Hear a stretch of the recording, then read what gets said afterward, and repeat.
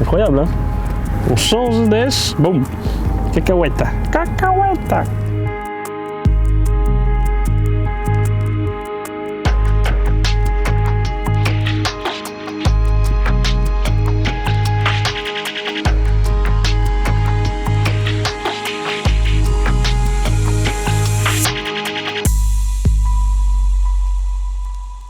Bonjour à tous et à toutes et bienvenue pour une nouvelle vidéo Matrix. Alors aujourd'hui on se retrouve dans le département de l'Hérault, dans le 34, sur le parcours de la piscine sur le Lez, parcours bien connu des compétiteurs de la région. Alors comme vous voyez, le Lez est relativement haut, relativement sombre parce que nous subissons de grosses pluies depuis 48 heures. Mais je pense que ça va être praticable. Alors c'est un parcours généralement qui atteint son pic de, on va dire, de production aux alentours de mars-avril. Là, on est encore fin février. On va voir ce que ça va pouvoir donner. Bon, logiquement, on devrait avoir quelques touches. Hein. Là, on est arrivé d'ici il y a une petite demi-heure déjà. Il y a quelques poissons qui sautent, donc je pense que ça devrait être productif. Ce qu'on va faire sans plus attendre, vous avez vu, j'ai commencé à monter le matériel. On va vite passer au montage de canne, préparation de l'amorce. On va regarder ça un petit peu en détail. Et donc voilà. Allez, on attaque.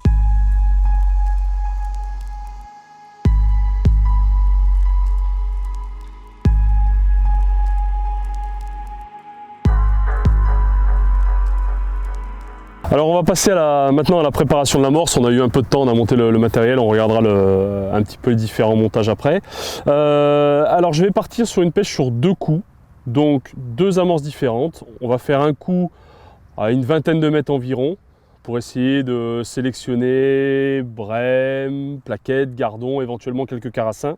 Et on va faire un coup sur la rive d'en face, à 32-33 mètres environ, avec une amorce beaucoup plus riche dans laquelle là on va partir sur des terreaux coupés et certainement des micro-pelés. Donc au niveau de l'amorce, pour le coup du bord, on va partir sur une base relativement simple, une base étang. Par contre ça va être une amorce de couleur orange, relativement traçante, qui va, j'espère, pouvoir attirer pas mal de poissons blancs. Donc ça c'est pour la base du coup donc à 20 mètres. Et par contre pour le coup d'en face, on va partir alors toujours sur une amorce avec une granulométrie relativement fine. Par contre, un mélange beaucoup plus riche. On est sur un mélange des amorces un peu à carpe, avec quand même une base étang pour pas que ça soit non plus trop riche. Comme on vous l'a dit tout à l'heure, on est quand même encore au mois de février, les eaux sont encore froides, donc on va pas dégénérer comme on dit.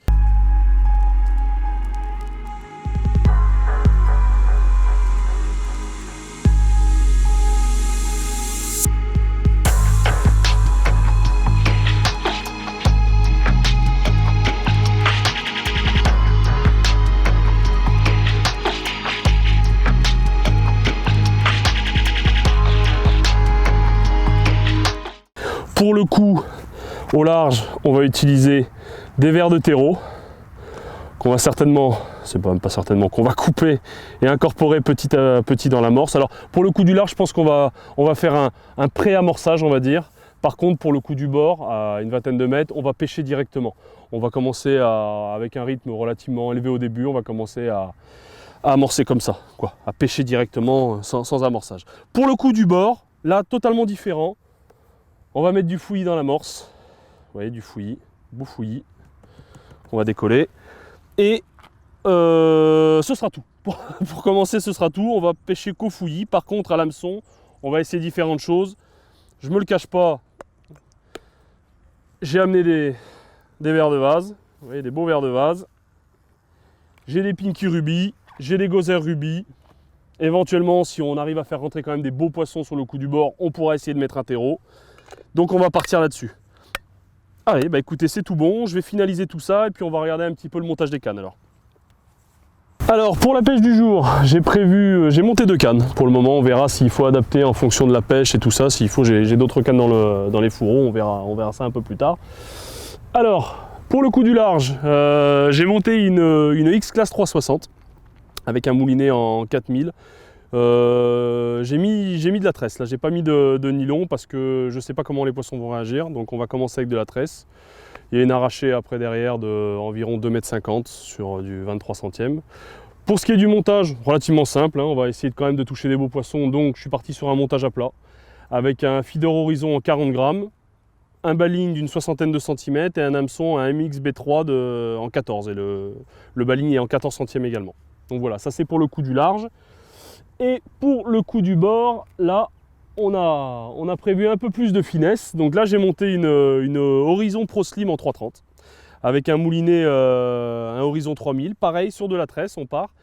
Petite différence là par contre, au niveau du montage, nous n'allons pas être sur un montage à plat, mais un montage à potence coulissante, une potence qui fait environ 5-6 cm, une potence matrix de 5-6 cm. Au niveau de la cage, nous sommes sur une cage matrix bottom de 20 grammes. Et au niveau du baling, nous sommes sur un baling pareil entre 60 et 70 cm. Là, nous sommes sur du 12 centièmes et l'hameçon, c'est un MX B2 en 16. Donc là, c'est pour pouvoir rechercher les poissons, on va dire, un peu plus petits, des plaquettes, des gardons. Après, si on touche de beaux poissons, on avisera pour changer tout ça. Voilà, bon bah écoutez, il me tarde d'attaquer là.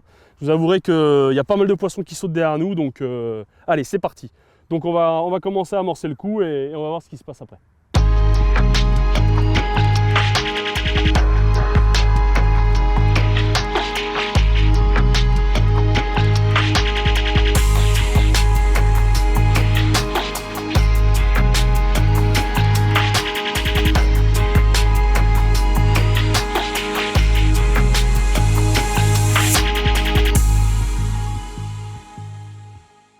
Allez, c'est parti, première cage au bord, vous voyez, avec pas mal de fouillis dedans.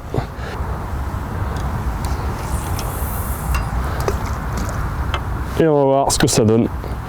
Donc là, ça va être une pêche où on va gratter. Premier lancer, il faut attendre que... De toute façon, on va quand même mettre un peu de cage au début. Les 20 premières minutes, on va dire, on va quand même essayer d'avoir un rythme un peu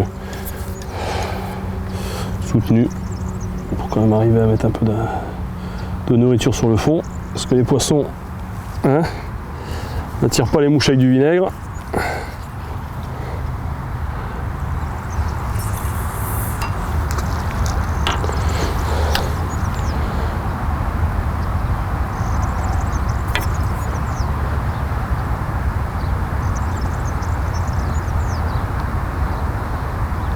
J'attaque avec un Pinky Ruby sur l'hameçon.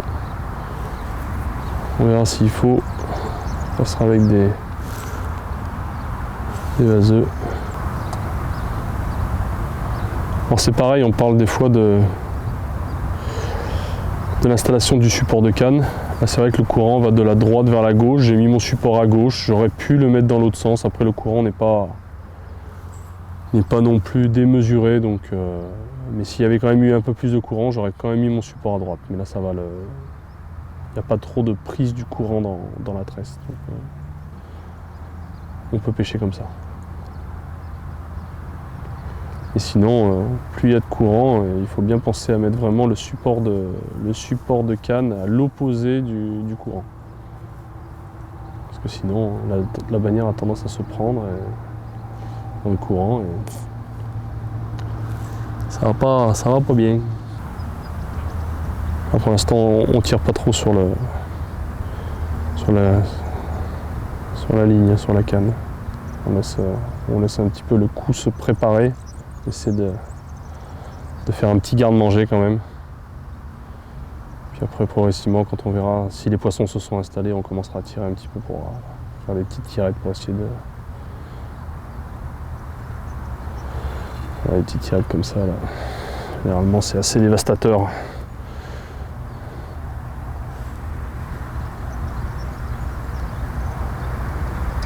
Donc, premier poisson de la journée, je pense que ça doit être un carassin, vu comme ça se débat.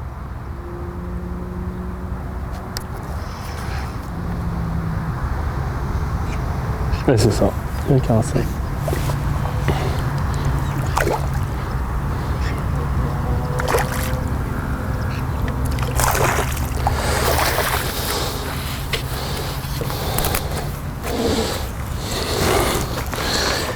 Bon, bah comme on dit à chaque fois, on sera pas capot.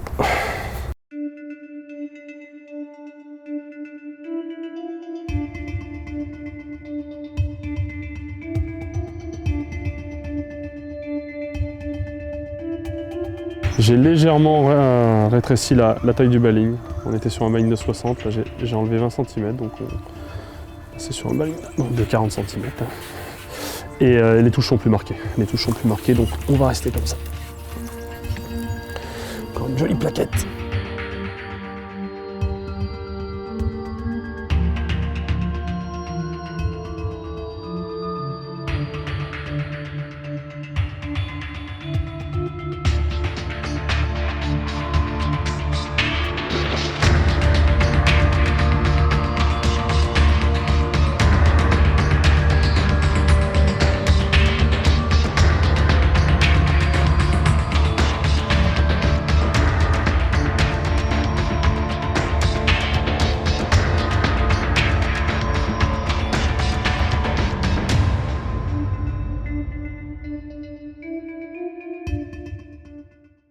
Bon, et bah écoutez, ce qu'on va faire là, ça fait à peu près 1h30 qu'on pêche. Ça s'est légèrement ralenti sur le coup du bord, donc on va laisser reposer un peu tout ça. Et on va essayer d'aller voir si sur le coup au large là-bas, il n'y a pas quelques carassins ou beaux poissons qui désiraient se laisser attraper. Donc on va pas y aller par 4 chemins. On va commencer avec un beau terreau, un petit gosier pour tenir tout ça encore une fois. Hop. Et puis, on va voir si il n'y aurait pas un beau poisson qui voudrait se laisser tenter.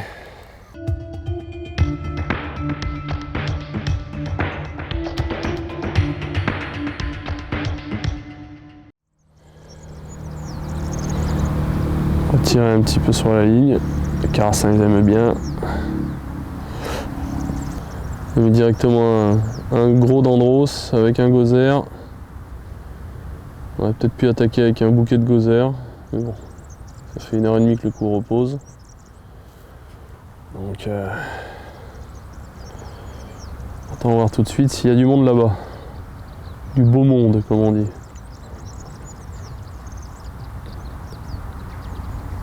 Ah, il y a le sion qui bouge légèrement, j'ai l'impression qu'il y a des poissons qui passent, donc ça veut dire qu'il doit y avoir des poissons qui doivent vraiment tourner là-bas.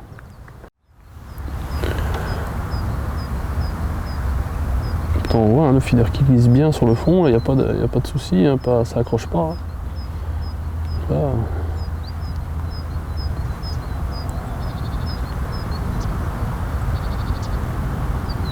On voit qu'il y a quand même du courant, hein. La bannière est bien tendue.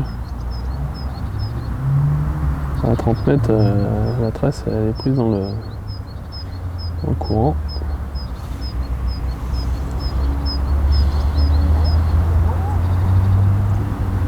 Là. Ah bah si, poisson. Ah oui, beau poisson. Comme quoi, des fois il faut attendre un petit peu. Je vais te faire une petite tirée. Oh, il y a beaucoup de têtes là.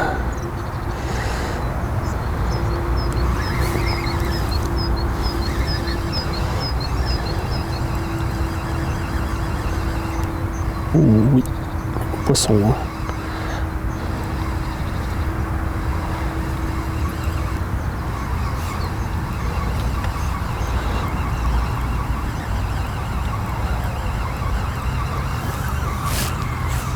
Pas trop ce que c'est. Ouh, ça sonde bien en tout cas. Ouf. Et ben, on s'attendait à des carassins, bah, c'est pas un carassin, encore une jolie brème. Oh, viens la coquine. Oh oui, joli poisson. Très joli poisson. Oh, une belle baveuse qui a mordu avec 3 gosières sur un clou de 14, comme on dit. C'est une belle touche. Ouh.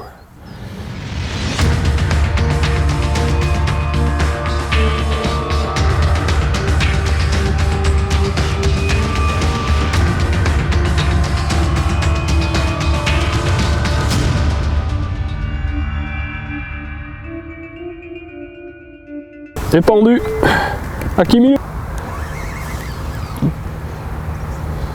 Bon bah, il a fallu quelques lancers pour régler le bazar en face et apparemment les beaux poissons y sont aussi, donc on va voir, on va essayer d'alterner entre le bord et le large.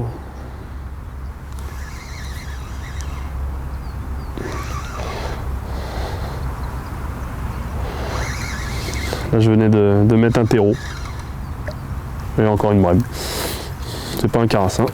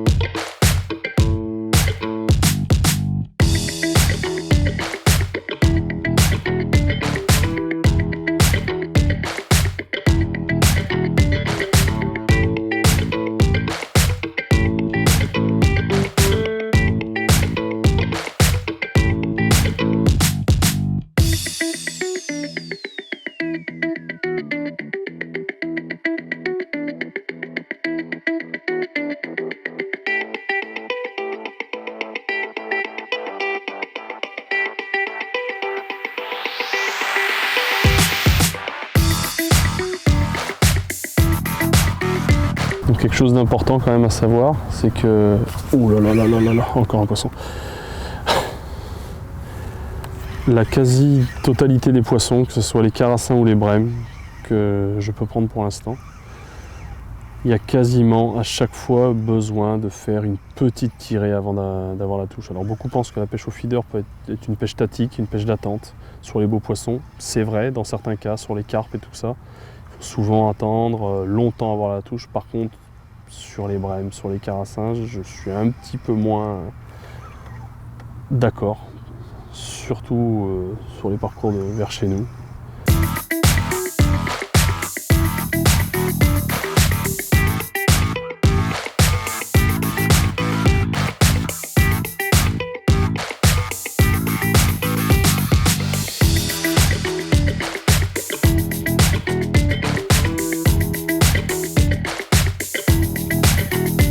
Bon donc là on est reparti un petit peu sur le coup en face parce que ça très clairement ça s'est calmé au bord là. Sur le coup à 20 mètres ça s'est calmé du coup voir si les poissons n'auraient pas reculé un peu, s'ils ne seraient pas partis sur la rive d'en face. Des fois avec le changement de temps comme ça peut arriver, hein, les poissons qui sortent de leur zone de confort et qui retournent sur les bordures, donc on va voir.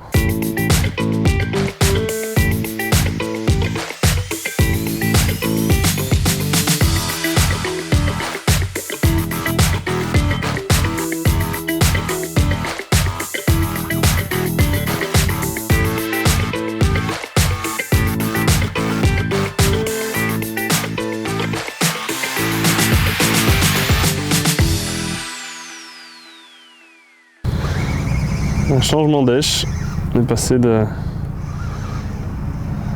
gozzer avec, là on vient de mettre 3 vaseux. Ouh. Oh Kiki, me tire pas dessus, laisse-toi faire. La touche a été, comment dire, immédiate.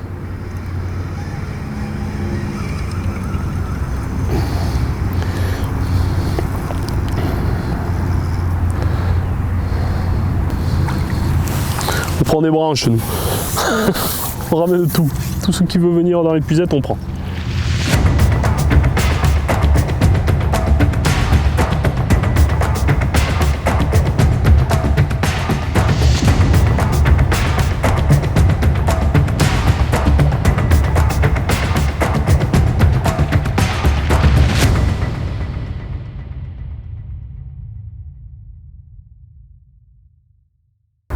Bon bah voilà, nous arrivons au terme de notre partie de pêche du jour.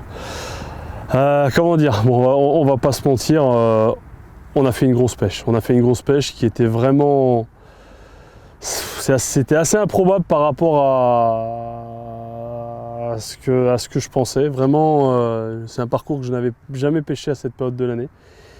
Alors bon, après c'est sûr que le fait d'être seul facilite toujours les choses, mais on a vraiment fait une belle pêche. Alors l'essentiel de la pêche s'est fait à 20 mètres. Là aussi, je pensais que les beaux poissons se trouveraient plutôt sur la rive d'en face, et non, pas du tout en fait. On a fait 80% de notre pêche à 20 mètres. Donc ce qu'on va faire sans plus tarder, on va lever la bourriche, qui à mon avis va être belle, et puis après on va reparler un peu de tout ça si vous voulez. Allez, c'est parti. Donc voilà, la pêche de la journée.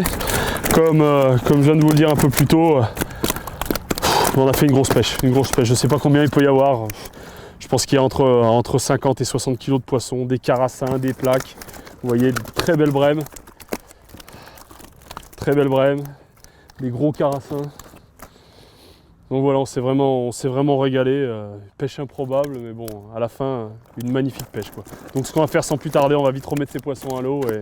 Et surtout, n'oubliez pas de vous abonner à notre page Matrix pour voir toutes ces vidéos et puis pour pouvoir profiter des nouveautés sur nos sites et sur notre site et tout ça. Voilà, je vous dis à très bientôt. Au revoir.